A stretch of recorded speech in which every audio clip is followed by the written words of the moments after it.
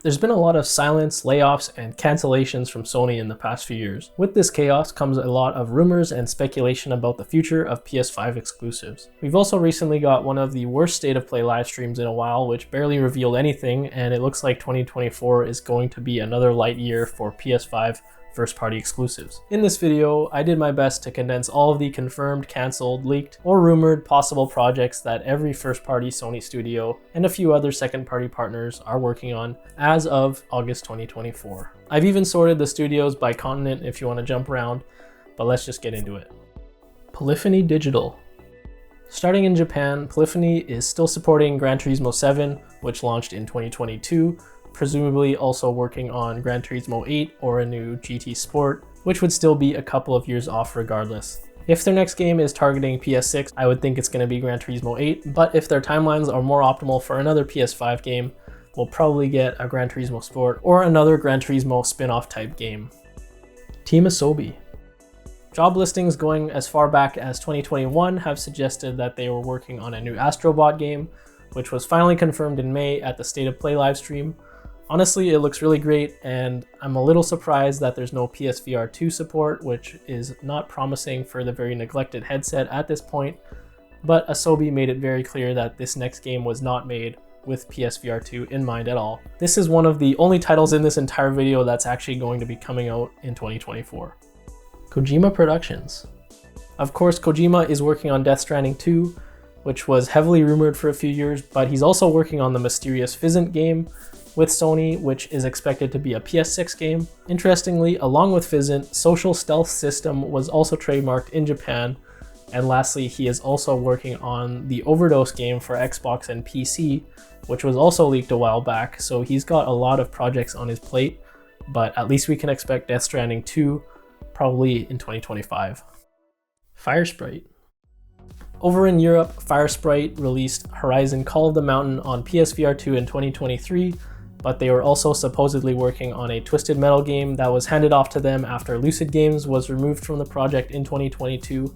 They even hired a former director from Evolution Studios, rest in pieces, who had worked on Drive Club and many MotorStorm games, and they were still hiring pretty heavily for it throughout 2022 and into 2023. Unfortunately, that game was cancelled along with many layoffs at the studio. This was during the same round of layoffs that closed London studio in February this year. As for what they're working on now, the only other leaks are about a game called Project Heartbreak, which is supposed to be a survival horror game, possibly similar to Until Dawn.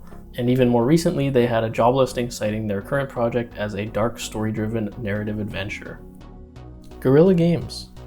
Guerrilla is going all in on the Horizon series. They're definitely going to be releasing a third core Horizon game at some point, but they're also working on a Horizon MMO game with the Korean developer NCSoft. Some key art and gameplay of this multiplayer project leaked a while back, but I'm not sure if the MMO in development is still the same as the project that was leaked. That might have been when Guerrilla was still developing and experimenting with the idea internally, but I can't imagine that they would waste their time working on multiple multiplayer Horizon games.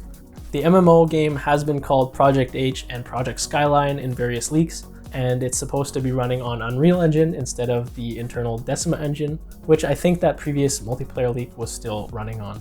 There are also some rumblings of a mobile Horizon spin-off, or it might be that the MMO would also include a mobile version. There was also some word that Horizon Zero Dawn would be getting a remaster for PS5 because remaking modern games is a regular occurrence now. But on that note, the recently announced LEGO Horizon Adventures leads many people believing that this is the Horizon Zero Dawn remake that was mentioned in some of the Sony leaks. This kind of makes sense, and it would be a more welcome way to remaster and repackage the original Horizon game rather than a direct report.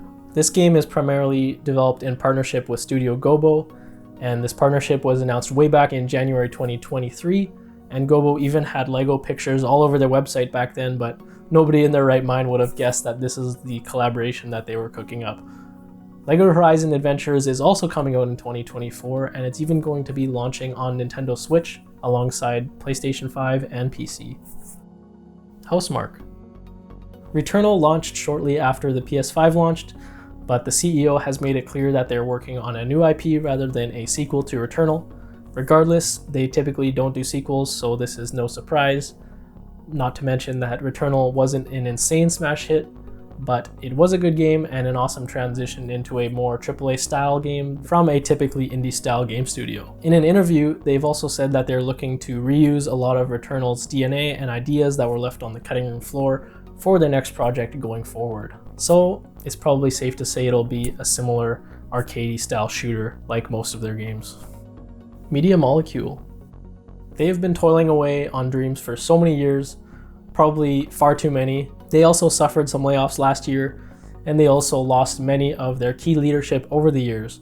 So there's no word on their next game, but it will probably be very whimsical and creativity driven if their back catalog is anything to go by and they want to maintain their heritage and studio style. But it's also possible that they're such a different team now that they pivot into completely new territory. But your guess is as good as mine. Neon Koi. Neon Koi is a newer studio in the PlayStation family that is focused on mobile games rather than core console games. However, some recent job listings suggest they are working on a AAA live service shooter game as their first project. Some of the original key talent includes folks from Rockstar and Rovio, but there's not much else to say about these guys right now, and whatever they put out will really be aimed at a different audience than core PlayStation gamers. Nixxes. This studio is unique because they are all about porting PS5 games to the PC, and it seems like their primary focus has been Insomniac games, though that might be just a symptom of how friggin' fast Insomniac seems to be putting out games compared to the rest of the first-party studios. Ghost of Tsushima was recently launched, and based on the current rumors and leaks, it sounds like the next ports in the queue would be Spider-Man 2 and God of War Ragnarok. However, God of War 2018 was ported by Jetpack Interactive, who also did some support work on Ragnarok, so it's more likely that they'll also be handling that sequel port. Therefore, I would assume Nixxes will hop onto Spider-Man 2 as their next project to port to PC. People Can Fly. This is an interesting case because People Can Fly may have been working on an exclusive sci-fi RPG for PlayStation, but the only thing revealed about this game are a very low-quality video clip potentially linked to a Project Red that was in the works at Sony XDev and People Can Fly way back in 2021. Fast forward to this year and nothing was ever shown or revealed about this, and People Can Fly's self-published Project Dagger was also cancelled, so whatever project they may have been making with Sony fell through or it was just not true at all. Bend Studio. Bend is working on something new right now since it has been made very clear that Days Gone is not getting a follow-up. I think they will still be a few years before showing anything though, because they did some early work on an Uncharted remake, but that was eventually moved to PlayStation's Visual Arts Service Group, who are usually just an internal support studio. Even though this was just a rumored project, there was quite a bit of shuffle among the first-party studios, as Visual Arts was previously working on The Last of Us remake, which Naughty Dog decided to take on internally. So that left Bend Studio in a bit of a vacuum, and for sure delayed their plans and timelines as they started up on something else, probably around 2021. Bluepoint Games. Despite being known for making some of the best remasters and ports in the industry, Bluepoint said that they are working on an original game and a beloved game in 2021, shortly after they launched Demon's Souls alongside the PS5. A lot of fans speculate that the beloved game would be something like a Bloodborne remaster or sequel, but there's no tangible word or rumors on anything that they're working on thus far. What I did find was one or two pieces of unidentified concept art that have popped up through company job listings, as well as the Insomniac leak last year, but it's still not much to go off of, and it might not even be related to a project they're currently working on. And there was this interesting slide from a Sony investors presentation that still categorized Bluepoint in a sort of different section that would still suggest that they are a porting studio, because they're categorized with like Nixxes and stuff, but only time will tell if they're actually working on an original game. Bungie. Bungie has also been going through some turmoil recently, and it even sounds like Sony regrets purchasing them to some extent. In terms of what's next for them, I believe that they released the final DLC for Destiny 2, aptly named The Final Shape. After that, they've already announced the Marathon reboot, although that has also been going through some major changes recently. So who knows if the announcement trailer is even relevant still, and more likely it's still a few more years off because of all this internal chaos that they've been experiencing with constant layoffs and irresponsible executives. At the end of July, it sounded like the chaos really caught up to them with another round of layoffs, as well as a sizable amount of Bungie employees splitting off into a new Sony studio. Apparently, it was the case that if Bungie didn't meet certain financial goals within a specific timeline after being purchased by Sony, that Sony would take over the leadership team instead of them being a unique independent studio within the PlayStation family. So it sounds like they didn't hit their financial targets, and Sony is in the process of absorbing them into a traditional first-party studio. The dust is still settling as of writing, but a few early potential projects have surfaced. As of last year, they were incubating many projects, including one sci-fi action game codenamed Gummy Bear,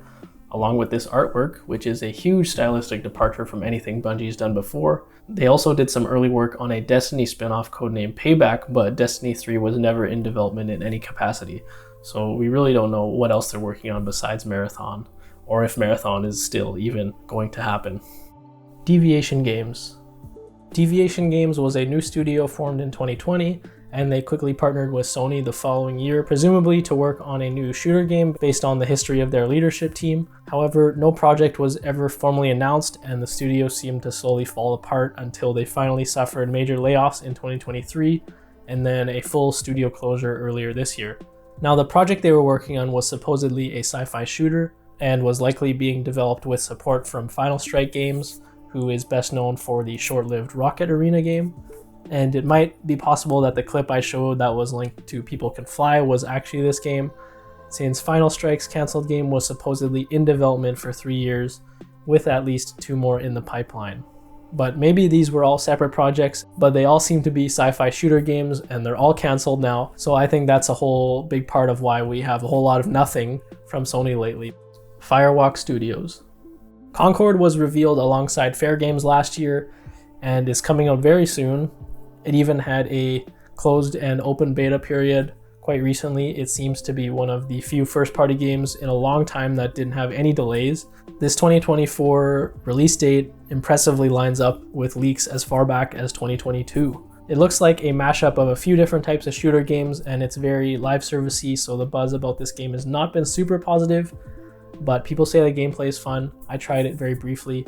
I'm not really a multiplayer FPS person, so I thought it was just okay. Sony's definitely been lacking in proper FPS games among its first-party developers for a long time though, other than Destiny 2, which they've only come to own fairly recently, so maybe it will find a bit of an audience, but service games are very saturated and competitive these days, so we'll just have to wait and see. Haven Studios. This studio announced Fair Games last year. They were founded in 2019 and they were purchased by Sony in 2023. So I expect to hear more about Fair Games pretty soon, and probably a release in 2025 or 2026. When Sony purchased them, it sounded like they were more interested in their technology and development pipelines than anything else, but despite that, Sony probably really liked what they saw with Fair Games because they bought the studio without the studio having publicly announced anything, so I just think that's pretty impressive. Insomniac Games. Since they were hacked last year, we literally know their release schedule for about the next 10 years. After Wolverine comes out, we can expect Venom sooner rather than later, followed by Spider-Man 3, another Ratchet & Clank game, and then an X-Men game as we transition into the next generation around 2030. Insomniac is a very proficient studio as well, so I don't expect this timeline will have too much variation or delays going forward, because this studio has just been very consistent in releasing games at a pretty constant basis. Naughty Dog.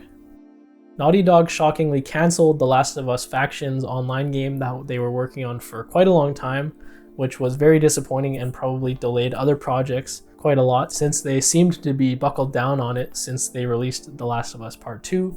However, from what Neil Druckmann has said in various interviews since The Last of Us Part 2 launched, it sounds like they're planning to put out a new IP next and then probably The Last of Us Part 3 sometime afterwards.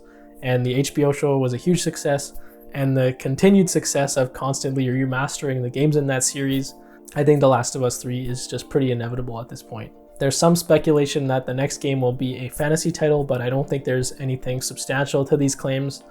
The most recent comment from Druckmann is that Naughty Dog will not be The Last of Us studio forever. So again, I think a new IP is a safe bet, but little else is known about it, and I don't even think we'll see anything about that until at least 2026. PixelOpus.